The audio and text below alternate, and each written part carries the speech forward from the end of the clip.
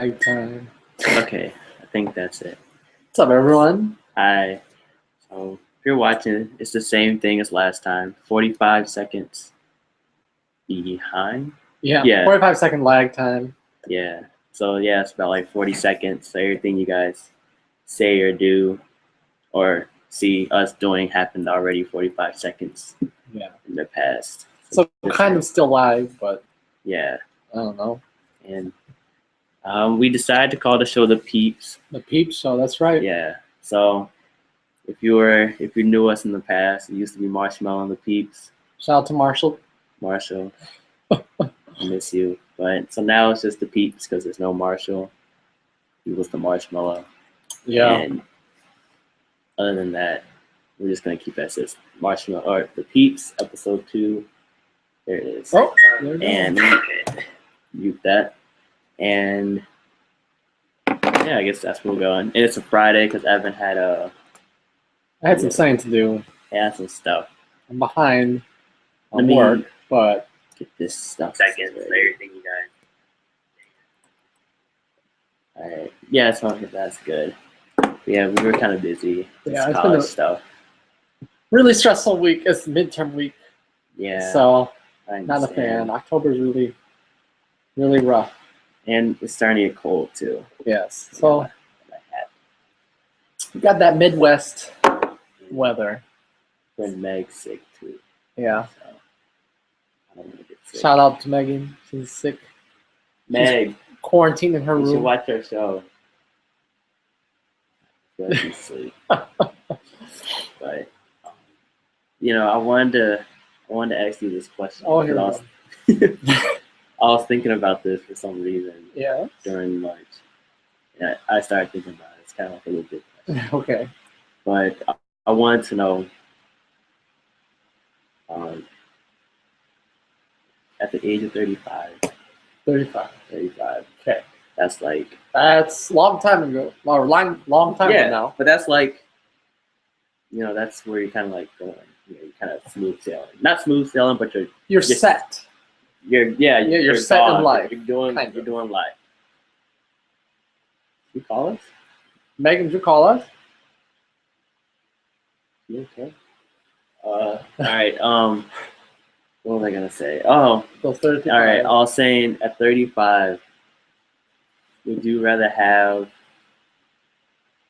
a perfect job or a perfect relationship?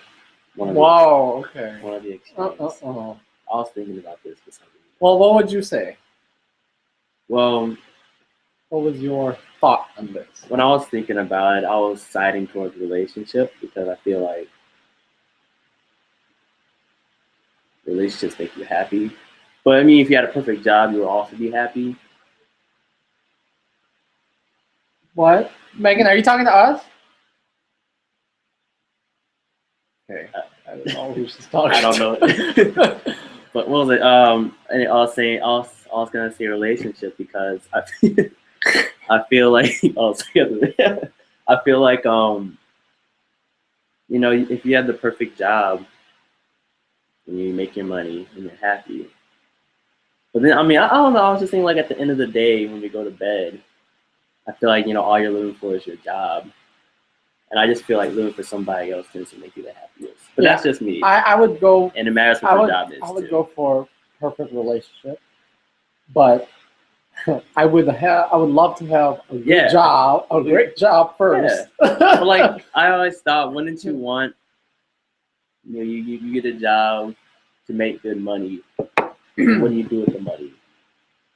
If you're alone, right? Yeah. It's assuming you're alone. I mean, there's not many things to do by yourself. Well, like either if you are alone or you don't want to be alone. I mean, normally you spend money to make yourself happy at the end. Right. And if you're in a relationship, well, you're gonna be happy already. For most people, yeah. I mean, it's a perfect relationship. You're already happy. Yeah. But I don't know. I was just thinking about it because, you know, I guess, you know, it comes to like. When it comes down to things, I always hear more stories about businessmen who leave their job to be in their family's lives more than I've heard that somebody leaving I mean, then you got people who regret going to work and missing out their child's life, or their wife raising their child. So, like I can see that. I know it's like there tends to be a trend where people put their family over the job it's like a lot of teachers nowadays.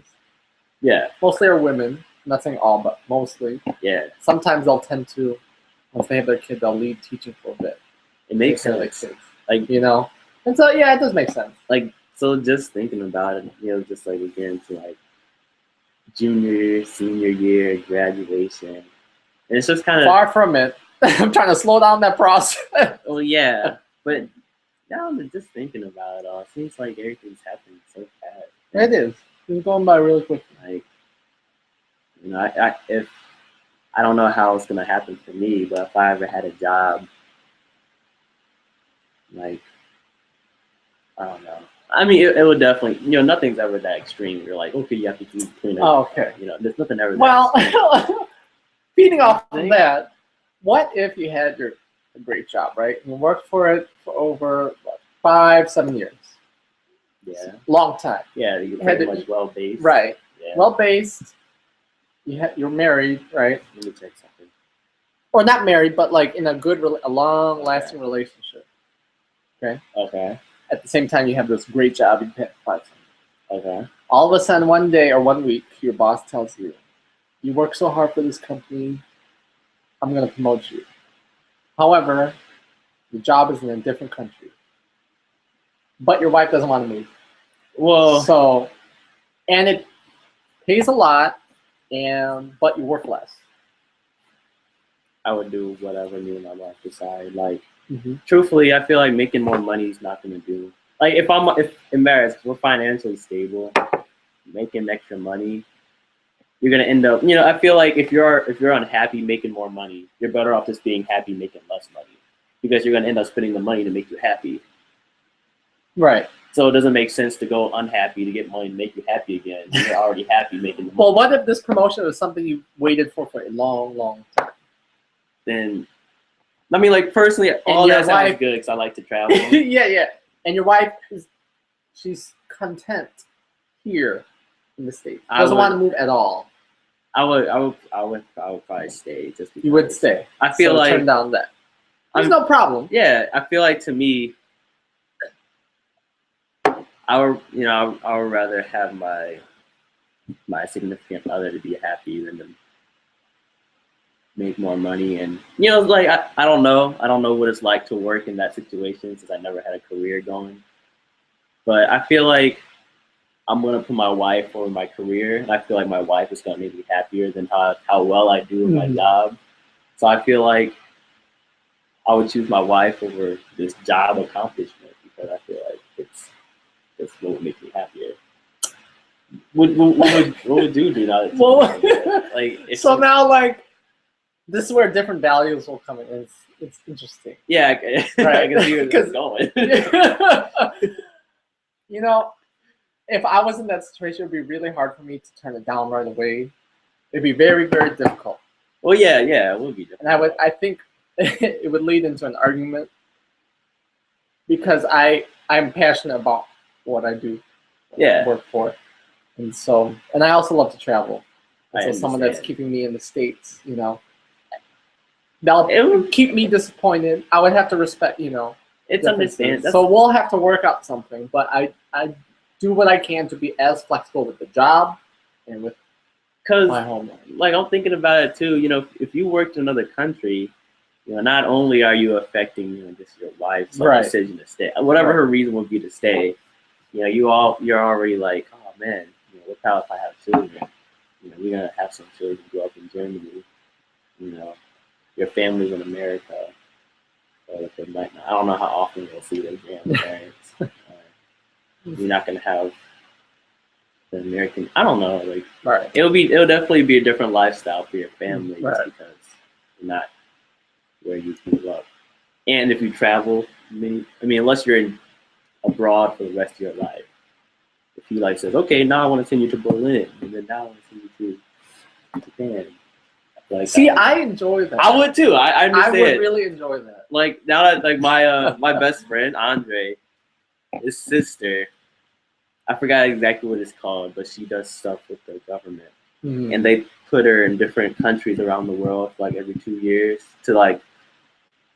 I forgot what it is, but she pretty much like examines people for like the something with the American government, and she like travels around the world to different countries. Like, I think That's cool. He said she went to like Mexico, and I think she's in Africa now, and she has a husband and 2 children.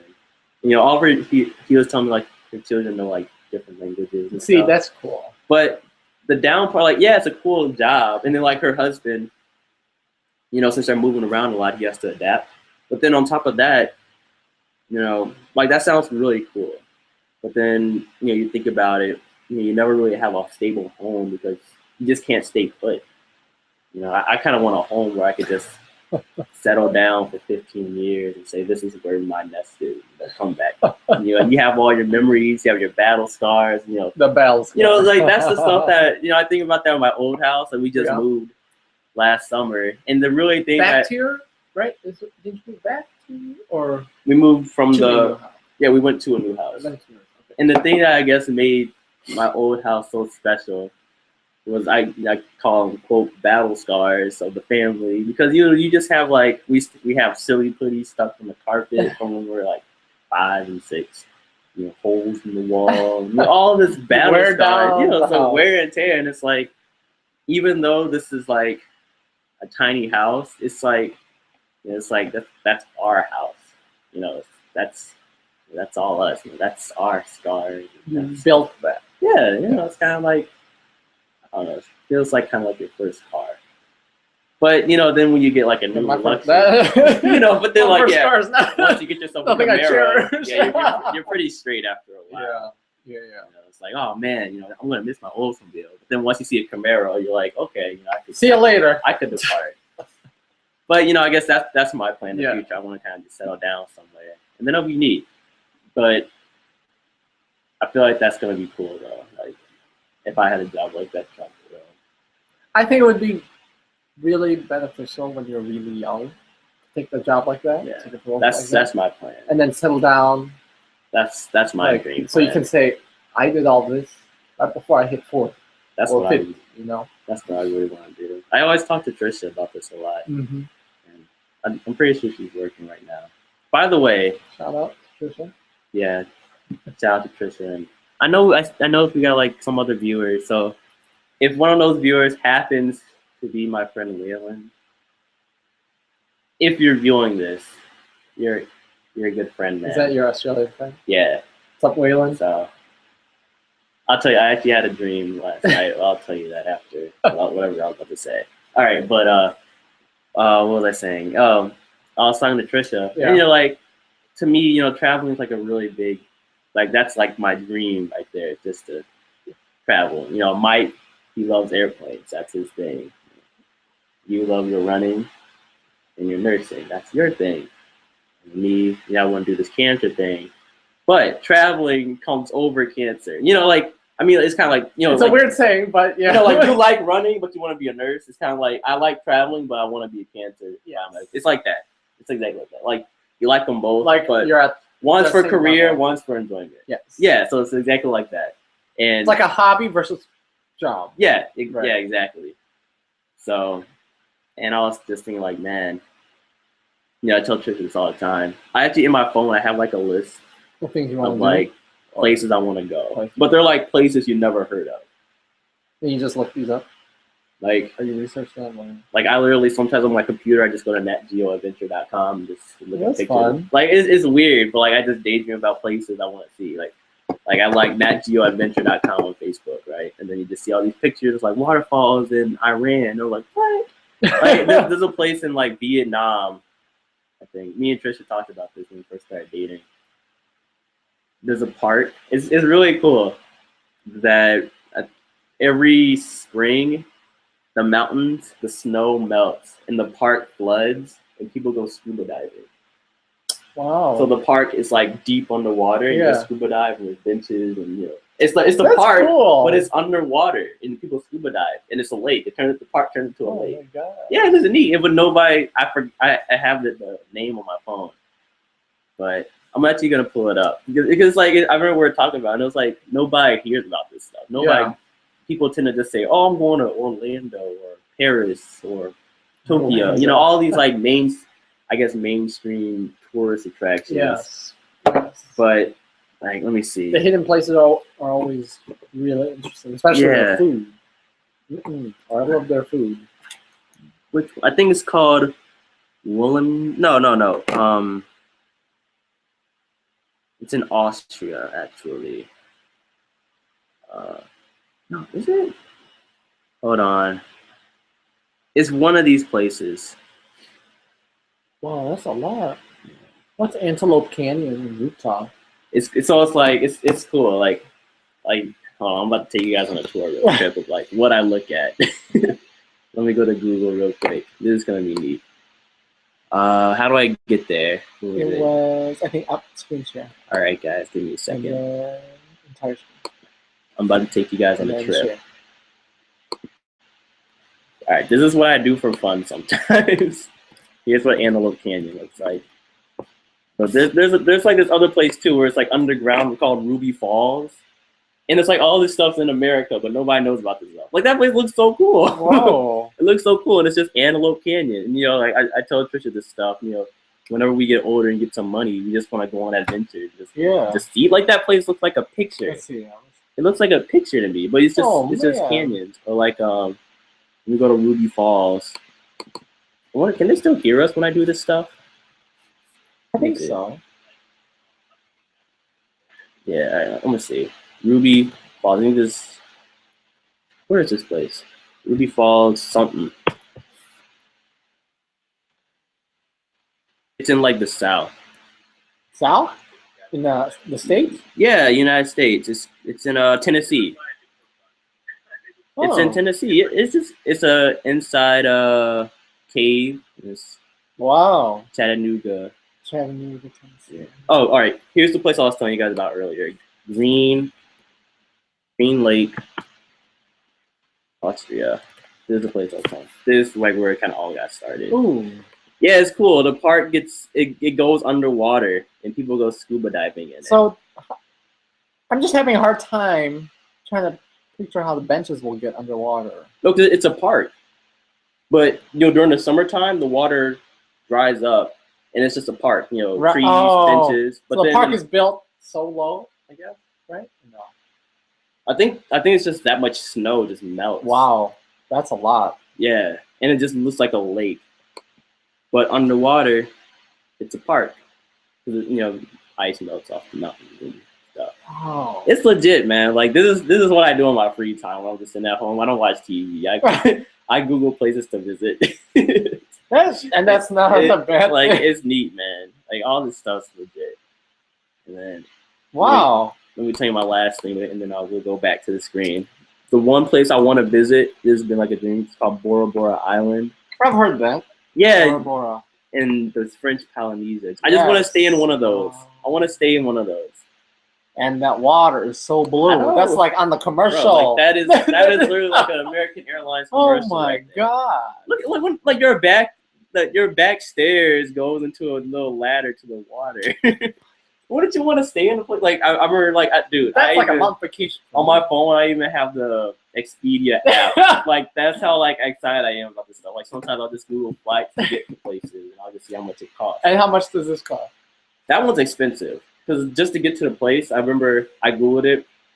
It's like that French Polynesia is like by Hawaii, and the flight there it's like the same to get to Paris. So it's like 3,000, I think. I want to say I did all that stuff. Hey, if you have a career, a good career, like, look at that. That's nothing. That just seems cool. You know, it's just like, oh man, you know, we could just shoot. Oh, sorry. Oh, Max, man. It just seems cool. You know, you have like your little bungalow on like the water. Like that just seems like a dream. Oh my gosh, that looks awesome. That just seems like it. And there's plenty of other places that, like, I'm telling you, man, it just made me just realize just how amazing the world is, and you just go around just like, oh, stop sharing. Stop. Like it just made me just realize just how crazy, just how yeah, like how big the world is, and you know, everybody's like, where did I see this from? I wish I had like a paper to just get this straight. Like I think it was a TED Talk. I don't know, but he was talking about how everybody in college, they picture life as a straight line. Like, college, and then get a job, meet a girl, and then get married, children, grandparents. Straight line. That's what everybody wants life to be. So you know what's coming up. And it was like in reality, life is like a giant squiggle. I'd rather have my life in a giant squiggle than a line. Because everybody expects it, like, oh, I'm gonna graduate college, get my career, and then just start life, family, travel. But then in reality, people are like, oh man, I was gonna get a career, but then I don't know, out of nowhere, I decided to volunteer for 2 years. And like some people volunteer for 2 years in the Peace Corps, meet a girl in Africa, they move to Africa, they don't even do a job. Like they get a new job. It's like stuff like that. And it's just kind of interesting to think about just how, like maybe my parents too, my mom, she got a degree in business. And she's a flight attendant. She's a flight attendant. It's like, yeah, that's traveling too. Nobody would ever, like, I'm pretty sure she wasn't thinking like, oh man, I'm gonna be a flight attendant. It just seems like stuff just happens. So. Do you think nowadays though, our generation has a plan, or majority of them have a plan, and they're gonna stick to that plan? Since everybody wants a plan, but I feel like plan for the career at least. Do you think like everyone's gonna stick to or mostly everyone's gonna stick to their career? See, I don't think so. I feel like I don't think so either.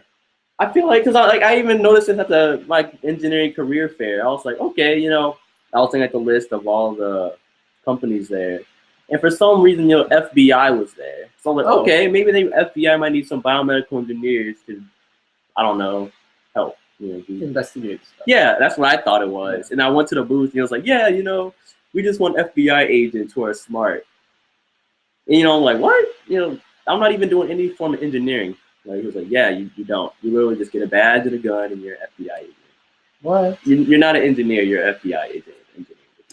I'm pretty sure that happens a lot. Wow. But I hope I get an engineering job or wherever I'm happy. What would be your ideal? It'd be two. Like how you're talking about young and traveling. Mm-hmm. So I have two ideas. The first idea was to maybe start up my own business at Stelco.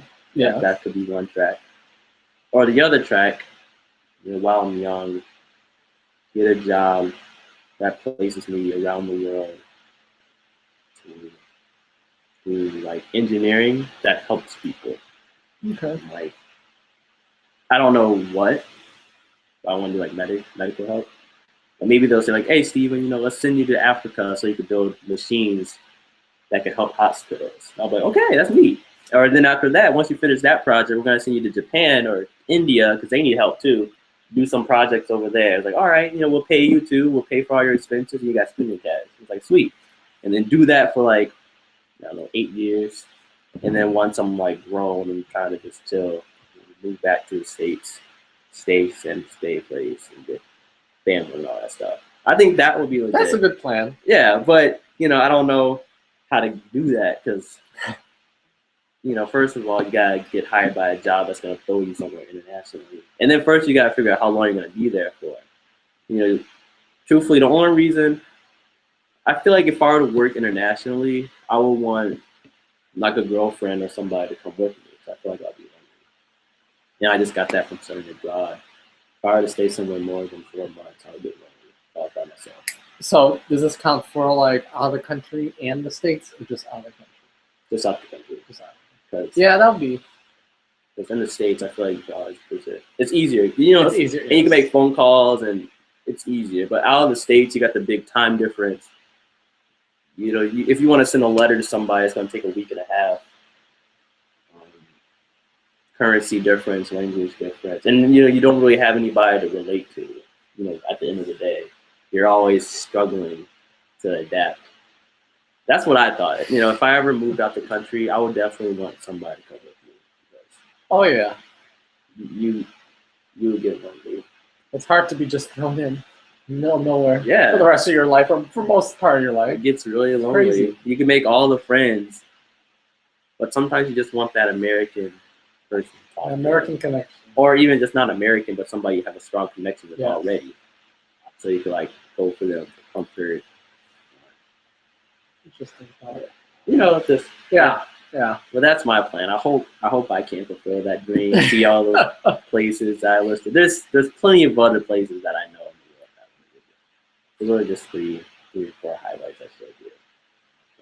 But the world is an amazing place. The world. People do not even not small. They don't even know, man. They know. They don't even know. Like I was telling you about the polar bears and the lions last week, right?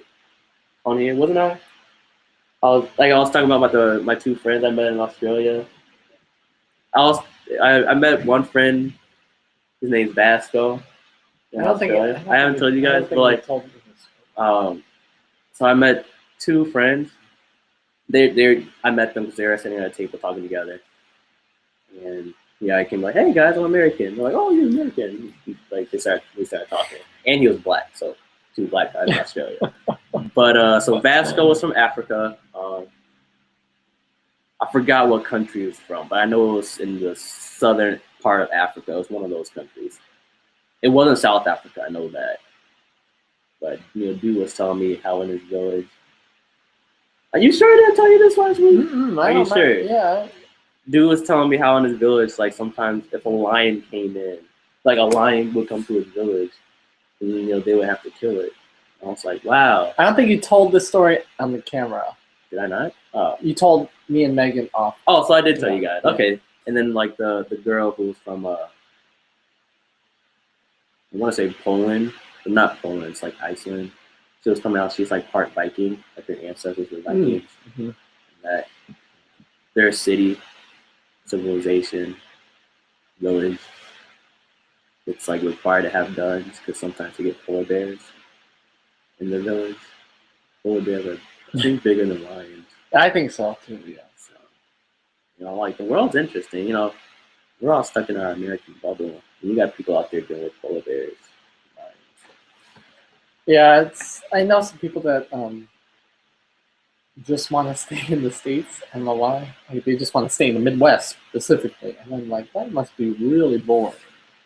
Very simple. Like that is simple life, but I just feel like you wouldn't get so much experience and so much out there. Adventure just staying in the Midwest. So I just feel like there's just I don't know if people they're just missing. I think people are missing out. I think a lot of people are missing out. Yes. That's just me because me and you both like to just go places. Yes. But if you're comfortable staying put, you just want things to know what to expect. And, that's just how you want things. I feel like though the people that are more, and I would say this doesn't sound offensive, the people that are more open. We're on YouTube, man. We're on the radio. People that are more open and really like traveling, I think they're one of the most interesting people to talk to. You can really establish some closer bonds, or you can get really good stories out of them. It seems it seems like they're more open-minded. I guess I'm thinking about two things. Like sometimes people want to travel, but they just don't have the resources to. Yes, that's and like people who do travel and they can. I'm thinking like, man, I see what you mean though. You know what I'm saying. Like, but I'm talking about the people that have the resources but choose not to.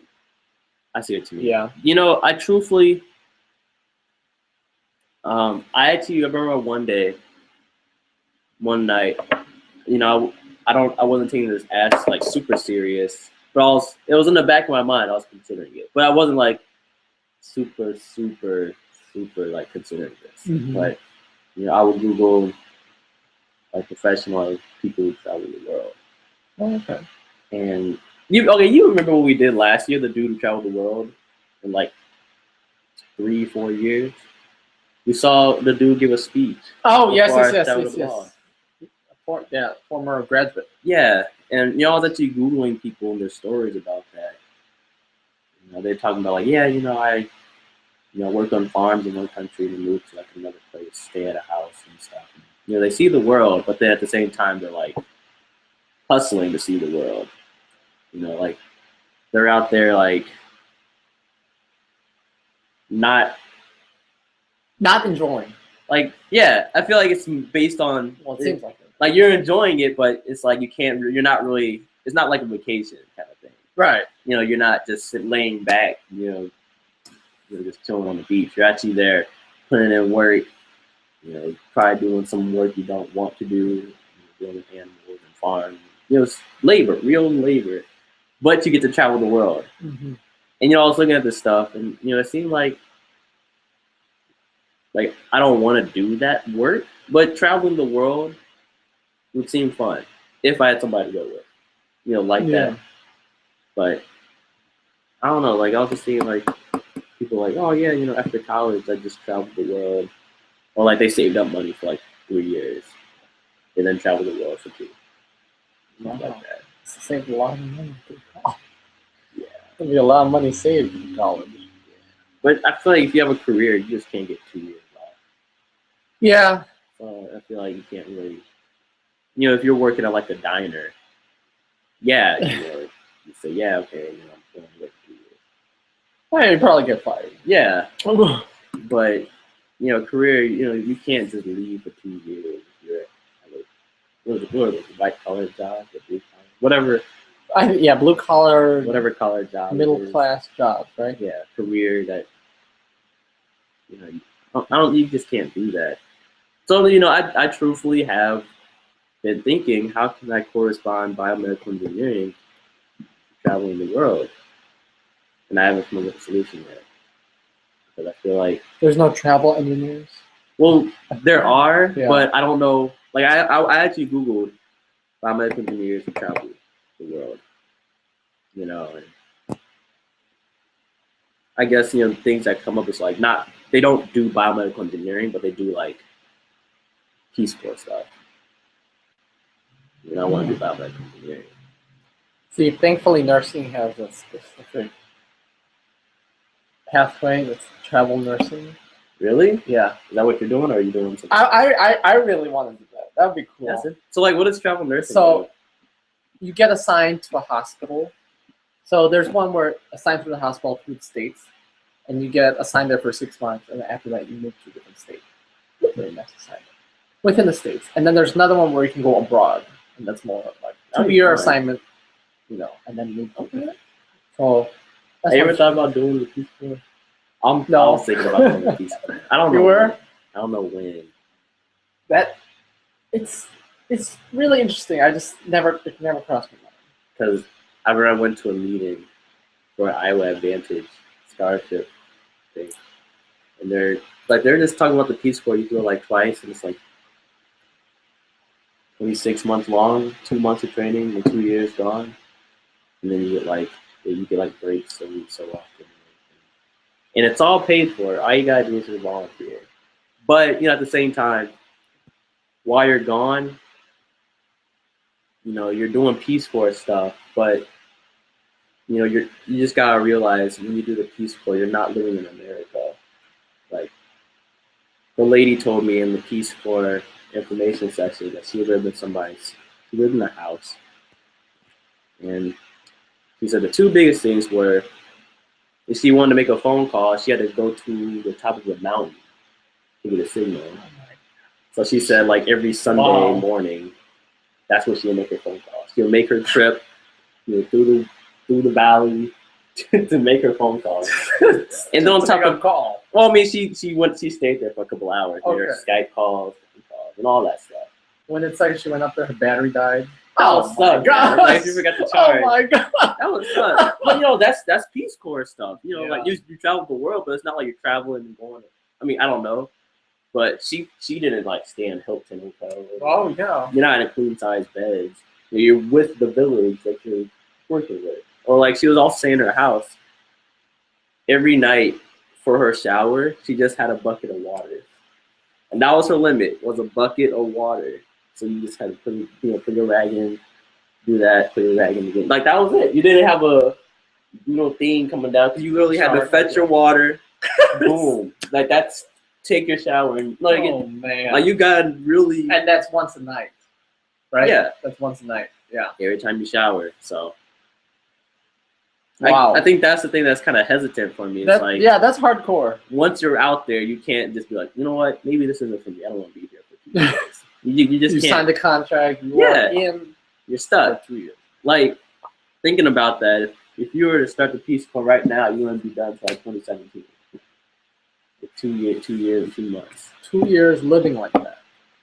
Yeah, but they get relocated and you have all these cool memories, and then like also when you come back, and I think they give you like a couple $1,000s to get you on your feet, and then the government helps you get a job. Like the government helps you out a lot, and you can put on your resume Peace Corps. So it's like, oh, it was but I mean, that 2 year commitment is, it seems fast, but thinking about living it like that for 2 years, that's gonna go by.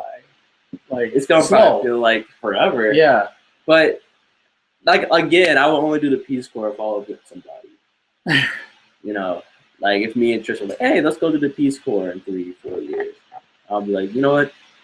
I could do that because I'll be with somebody. But if I were to do Peace Corps by myself, I'll be so lonely. I'm just like, I feel like I just got more stuff to do before It's interesting. It's one of those like organizations where after college, you go get this degree and then you go do something else, right? Peace Corps. Yeah. Another pathway. This just came up probably earlier in the week. Some representative came from. Have you ever heard of Teach for America? I have. Teach for America. I have heard of She came in to advertise. And that was something I thought about freshman year, but I quickly said no. Why? Well, if you don't know what Teach for America is, it's basically they put you in a classroom that's underserved. Okay, they put you in a school. They give you a job. Put you in a school to teach, and usually elementary to high school kids that are underserved and not in a well-off state. Okay. Usually it's like an underfunded school. And so basically before they put you in the classroom, they train you to become basically a teacher for about 7 to 9 weeks. And after that 7 to 9 week training, you go straight into the classroom without, just around the world, or do you just usually around the states. So they go in more poor urban neighborhoods to teach. So I thought that was like good at heart. That's like good. Yeah, it seems like it. Yeah. I mean, yeah, you got to do it. However, just think about being taught how to be a teacher in 7 to 9 weeks, and there's people at college going to college for that, and it takes them 4 years to get a degree in teaching. Yeah, I think it's because it's like different. Like, I don't know. Because once they assign you to that school, they have an opportunity to keep you forever. Oh, what? Yeah. Oh, I thought you like bounced around. Like, okay, we're gonna. I mean, you can if you do bad. Oh, that's scary. I don't know about that. I've heard a lot of stories like people just start getting relocated or people hate it and they just drop out. Yeah, I can't blame them. The conditions are horrible because they have to provide their own supplies. Do they get paid? They get paid, yes. But again, it's in poor neighborhoods. So again, it's like the Peace Corps. They'll start you off, right, and then That's interesting. Yeah. So it's good at heart. It's huge risk though. I mean, if you really have the heart to do it, yeah. I don't know if I'll be able to do that. That would be hard working in very poor neighborhoods. Especially if they relocate. I would need more training to do that. Like, what if you get put to a place where you just don't want to go? Like, exactly. Like, what if you got a place like? I mean, I don't like the cold, but like if they threw me in Alaska, I'll be so sad because I'm in Alaska. Well, they do give you preferences, but I don't know how they do that. But they could put you, somewhere else. Isn't there international? I feel like from. Yeah, you can go international too, but I think those have a little bit of different standards. But yeah, that's really interesting. And that's another path that a lot of college graduates, because they only accept college graduates. So really, yeah, like wait, straight out of college or just college graduates? Oh wait, never mind. Yeah, same thing. But I knew a couple of people that majored in marketing or business administration. They thought they were going to be a business person, but they entered Teach for America. Their employees to Teach for America. So that's an option. But for me personally, I think I would need more training in order to be. I would like to be certified and get a degree in teaching rather than getting trained for 7 to 9 weeks. Do you see yourself teaching kids in Detroit? I like teaching, so I could see myself teaching anywhere. It makes sense. But I think I would have a hard time in urban areas, no matter where it was. Detroit, Chicago, no matter where it was. I understand. I think the urban areas would be a difficult challenge. It would be different. Some different lifestyle. Yeah. So New York City. I always keep picturing CPS, Chicago Public School. I always see stories about that. I'm like, that is, I think, one of the hardest school districts in America to work with. Very hard. I've been told too. You need a lot of patience. Wish them all luck in the Chicago School District. Hopefully they can make it out. Yes. Make it through. Fight the system. But yes, I really hope we could travel. That seems like it just seems like, I don't know, if I could, I remember I was telling myself this. If I had a choice between a job that paid me $90,000 a year, yeah, or a job. Okay, let's say if I had a job that paid me $90,000, but I had no time to travel, or a job that paid me $50,000 and had a good amount of time to travel, I'd probably choose a job for $50,000.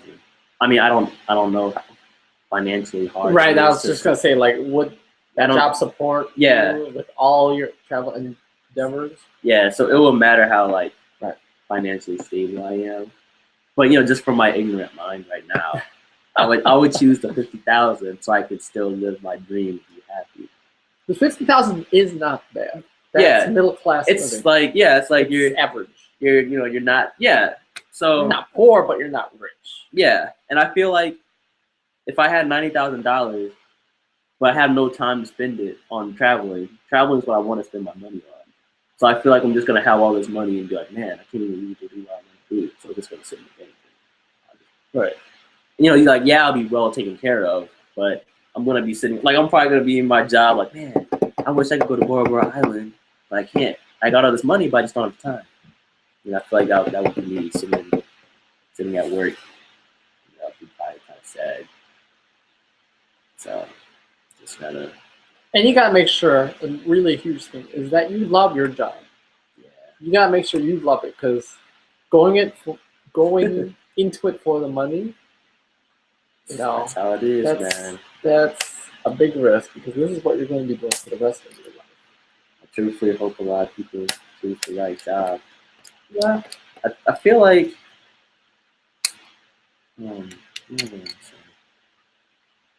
I forgot. It had something to do with my brother. There's something about traveling. Look, I totally forgot. But yeah, with the money thing, I notice, I get this around a lot with engineering. I just hope a lot of people are just doing engineering not just for the money, but because they want to do it. I know people are like, oh, you're an engineer, you're gonna be making money. Same thing, Malcolm, with doctors. Yeah, medicine and law. Like, oh, you're a lawyer, you're gonna be making so much things. Some people are like, yeah, but I don't want to be a lawyer, I'm just doing it for money. Right. Yeah. So it's scary, and then you gotta do what you really want, or have at least an interest in. Yes. I think that would be miserable if you would be doing something the rest of your life and you hate it. I really hope I don't get caught up in the money. I was thinking about this after the job fair. There was a company 3M that I applied to. And the company's not exactly what I wanted to do. And then there's a smaller company that's a company that I was more interested in, because they had what I wanted to do. So you got a company that you're not too interested in, but they probably pay you more because they're a big, huge corporation. Mm. And then there's a smaller company that you could do what you want to do, but you'll probably get paid 30% less. Probably like $75,000 in one, or like let's say you get like paid 88,000 one, 60,000 the other. I don't know. Yeah, those are both still good, but I would just want to make sure that I choose the job not for the money, because it really is easy. You know, it's like, oh shoot, now I'm about to get money. I'm gonna choose that job off of that. Even in college, getting college jobs, like just to even help pay for your rent. Like, oh, I'm gonna pick this off-campus job. They'll give me so many hours and give me so much pay, $11 an hour. But then you feel like, wow, I have to work weekends. Can't see my friends often. I have to be at work all the time. I can't study. So man, now thinking about that, you know what? I just figured out yesterday, man. My job at the music department, dude. Like, I'm not gonna have it next semester. Why? So I gotta, cause like they hire like a full time like somebody to sit in the office now. So I gotta find another job. You know, I already just lost the other lab job. Oh, we moved to Philadelphia. So now I'm losing this job. So I just gotta have my fingers crossed at this job for this cancer researcher. He said he's gonna interview me next semester. Hope it goes through, or else I'm gonna have to really look for something else. Yes. And I don't want to get like a job where I'm not happy. Like cafeteria. No one. I worked for the cafeteria one semester, and that was awful. Even though I worked once a week. It was once a week. Wednesday mornings. I had to wake at 6:30 in the morning. Get there by 6:50. I hated it so much. I really don't. I want a job that has significance where I want to go. Yeah, and something. We're at that age where you want to get a job, at least in college, that relates somewhat. Yeah. You know, even through maybe College of Engineering, just be, you know, office assistant to the College of Engineering. Yeah. That might be the least you could do. I would rather work at a front desk at an engineering office than work at the cafeteria. Right. Just because you just meet people in the field. But I just really, I really don't hope I have to work in the cafeteria. You know, there's nothing wrong with the cafeteria. People do what you got to do. And it pays well, but you know, it's not my preference. Yeah, it's not. Really hope this engineering thing or biocancer thing goes through. At least, shit, man. We're talking like we're old now, which we kind of are, but like we like to still think we're young. Shoot, man. Yeah, so I'm not gonna. That's weird, man. How they could just say, yeah, you know, you're not gonna have this job next semester. Next semester's gonna change. Yeah, I know. It's gonna be different. It's gonna be different across the board because our friend Maya. By the way, Maya, if you're watching, shout out to you again. You think Maya's watching? Let me see. I don't know. Maya, if you're watching, comment. Please. Our friend Maya was just in Cuba, I think, over the week. Yeah. Past week. She's probably busy. Yeah. Or in jail. But no, I'm kidding. If Maya's watching, comment. Tyler, if you're watching, comment. He was the one that posted all this. All the comments? Yeah. But, yeah. But, yeah, I hope things work out. I hope they do. You know, all right, back to what I was thinking about earlier about my friend Leyland. I was saying, give me 1 second. I'm saying 46. All right, yeah. Last night, I had a dream that I was back in Australia. You know, I gotta admit, I like the college there better. Really? Why? Why did you say that? You know, even though this college here is better, I think, with resources. Resources, yes. And just opportunity. I just really just liked this. I think I just like the people there better. Mm-hmm. They're just like sense of community, like more. I don't know. I feel like here and there, people were just different. It was just so, you know, nicer. Even I can't even explain it. I think it's just a whole school system. Like, okay, engineering here is like a rat race. You know, homework. You know, I'm pretty sure it's like that with, you know, nursing and all that stuff. You know, you just all out just doing work. And then you have like that week or day, weekend to do you. In Australia, you know, their education system is more laid back. I felt I was just morally happier there, just because I wasn't like like even though I was studying abroad, so I'll give you that. That's a bias. But on top of that, I was just morally happy because I wasn't like I didn't have these. I didn't have a test like every week. You know, like, all this stuff, or it just seemed like there, since their education system was more laid back, I could literally just sit in my room for a day because you have like one class a day. I'll go to my class, come back, and like I could just be happy. Like okay, I don't need to worry about all this stuff. Just go to the beach for the day. Like all normal thing. People just go to the beach or just like it just seems like also it just seems like morally it was just a happier environment. But I don't know. I think it's like different values and culture. Yeah, America's usually more individualistic. It was just so neat. Like I really wish I could go back to that. It was and like oh man, it just seemed I just felt happier there. I really did. I truthfully felt happier in Australia just because of the environment. That's good. I when I was in Australia, I had a fish in my room. It was just kind of neat. I don't know. It's really hard to explain it. It really is. But like Australians are amazing. Like I gotta admit, Australians are one of the best people I ever met. That's good. They are so amazing people nowadays. It's just like I remember I was reading like a blog that said it was like 10 things you will learn from Australians. One of them was just what was it? Those 10 things. Like the biggest thing that caught my attention was like Australians just are very relaxed about everything. It's like none of that petty stuff. I mean, yeah, there is pettiness. Don't get me wrong, but it just seemed like over there it was just like everyone's like, oh, you have flaws, I have flaws, so we all love each other. It's just seemed like really relaxing. Like like more accepting. What's the word? Probably more accepting, but there's a word I just can't think about it. But it just seemed like everybody was just so on the same page. Yeah. Just life. Everybody's there to be happy. Everybody's there to no one causing each other problems. Yeah, it's just shoot, man. I really wish I could go back to Newcastle and think about that again. I really do. But it's an experience that you just got to keep moving on. I always got all this stuff here. Has its perks. Both sides. Yeah. I mean they do. They definitely do. Yeah. Shoot, man.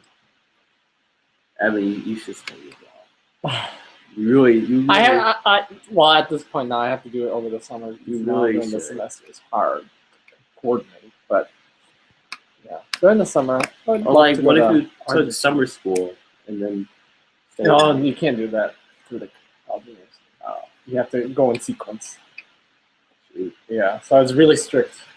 Hardly have any. But yeah, summer. I revised the plan for summer. So one of the summers, hopefully we go to Argentina. I really suggest it. It's the best thing is to do is just to. And I think Maya would say the same thing. Yeah, because she's having a lot of fun. You see all these pictures. I swear, I think the best thing the two things I love about traveling the most is, one is the sightseeing, and then two is just meeting people there. Because it's just you just learn stuff that you never knew existed. Yeah. It's like, wow, this is how you live. Like, man, I'm over here on the other side of the world, and this stuff still exists. Like right now, there's people in Australia that I know of who are still in the same dorms. They're like, actually, I don't know, they could be on break now. But it just seems like that stuff still exists, even though I'm not there. And there's stuff that still exists in China that I've never seen yet. All this crazy stuff out here that even stuff that I'll never even see. I'm probably, I don't know. I'm not gonna go to every country in the world. That's a big plan, and it kind of makes me kind of sad that I'll never be able to see that stuff. But it's kind of cool because that stuff exists. I don't know where. I don't know. It's whatever. But shoot, man, I really just want to travel. No, you just have to work hard on education. Reap those benefits. That's true. Do you know people, like some mountain climbers, you could buy a tent that hangs on the side of the mountain. Did you know that? It hangs at the side? Why would you want to sleep in a tent that hangs at the side of the mountain? If you're like climbing a mountain, it's like you're mountain climbing. And you get it late. You like stake up a tent with wires that hangs off the side of the mountain. It is like I saw this all like people don't do that. Like let me I saw this on NatGeoAdventure.com, of course. But like people actually do this. It's like oh, you have to put on screen share. Oh, sorry guys. Is there a way to here? About 4 minutes left. Alright, this will probably be the last thing.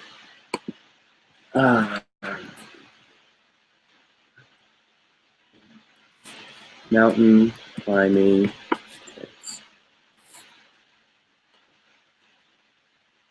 Let me see some. It's like here are some examples. Like like, bruh. No. Like hold up. You literally hanging off the side of the mountain. Like your life is depending on how you set that thing up. Like what? That's your home. No. That would not do it for me. Like here's what I like. Here's the stuff I was seeing. Like, that's their tent. They're hanging off the side of the mountain. You know, okay, that's fake. Or I don't know. That has to be fake. I mean, that's not a real technique. But you know, like this stuff is like people actually do this. That's a cool idea, but I feel like that's off a tree. Yeah, I feel like it wouldn't work like that. I feel like it would fold in. Yeah, but you know, I see like stuff like this and like what we saw up top. Yeah, no. That would I would never do that. That is crazy. Like literally, if you don't set it up right, you're dead. Literally, your tent is hanging off the wall. Like, can you imagine how hard that is to set that up in the first place? Right. You know, you gotta set yourself up so you don't fall, and then you gotta set up your tent. And then the idea of just getting in the tent and then letting go of all your own harnesses, I would be afraid to stand up. And then if you want to leave the tent, you know, you gotta set yourself up, hook yourself. Yeah, you can't forget. Oh man, yeah, you just there's no ground. Exactly. There's no ground below. You just can't walk out the tent and be like, oh, because you died. That just seems bizarre to me. Like, those are for legit mountain climbers, and kudos to them. They do what they love. Like, bro, like they got the gear hanging up next, like their gear's hanging outside because I guess they don't fit in the tent. Look at that drop! You can't even see the bottom. Oh, that's scary, man. My heart is beating already. That's too much for me. But yeah, I saw this stuff and I'm on Nat Geo Adventure. I'm just like, what is that? Do they show these like on show? Is that a National Geographic channel, right? Yeah, Nat Geo. Yeah, it's a channel. But I mean, sometimes they show like weather stuff. Yeah. It varies, but I just go on the adventure because I like to see the adventure stuff. I would be too scared. I'm already scared to go mountain climbing, but to sleep in a tent. And I feel like I'm like a crazy sleeper, so I feel like I'll roll. Right. I need all the room I need. Yeah. Your life is literally in the hands of this piece of screen. You're living on the edge. Literally. Yeah. It must take you like a good 3 hours to set that up, dismember it, pack it. And if you drop any of your tools, it's like that's it. Well, you gotta keep climbing. Like if you drop your tent, like what if you're climbing and you took your tent out the bag and the tent you just dropped it and you're like, well, like what do? You know, you just out of luck, the tent falls. Or did you know Mount Everest? When people climb Mount Everest for landmarks, they use dead bodies. Oh my god! Like they use this is some interesting stuff, guys. Like, let me see if they body landmark. What the heck? But like they said, there's like so many bodies. They use the bodies as landmarks to say like, okay, we're gonna dot camp at this body over here. That's a landmark. I was like, whoa, like that's weird, but I mean, it's interesting. That they use dead people as landmarks in Mount Everest. I would never go to Mount Everest because I feel like that's just. I'd be one of the dead bodies. Yeah, exactly. They'll be using me as a landmark. About that. Yeah, but like I once saw a video about a professional climber. He said, if you ever wanted to climb Mount Everest, you have to start your training as a kid, or else you're gonna die. Yeah, that's what he just said. Because Mount Everest is like, it's more than you think it is. Like, I don't know how big Mount Everest is. Let me see if I can click like that. Maybe they have like a picture. All right, after this, it's 8. How big is Mount Everest? Like, I feel like it's. Is there like a visual, like compared to like a state?